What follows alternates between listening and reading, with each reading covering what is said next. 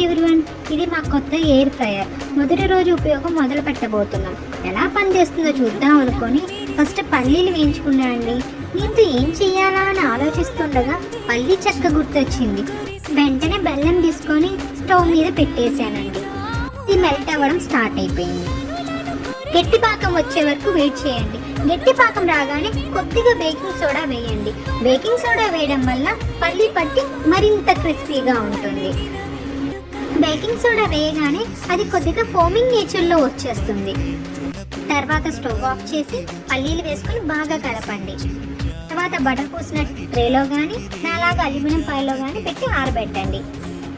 After few hours మన పల్లి పట్టి తయారైపోయిందో.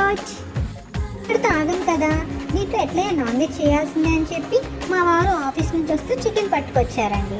ఫ్రెష్ అయ్యి చికెన్ని బాగా వాష్ చేసి దాంట్లో కావాల్సిన అల్లం వెల్లుల్లి పేస్ట్, గరం మసాలా, చికెన్ మసాలా, ఉప్పు, పసుపు, కారం, కర్డ్ అన్నీ వేసి బాగా మ్యారినేట్ చేసి ట్రేకి కొద్దిగా ఆయిల్ పూసి ట్రేలో 1 by 1 నీట్గా సదిరేశారు.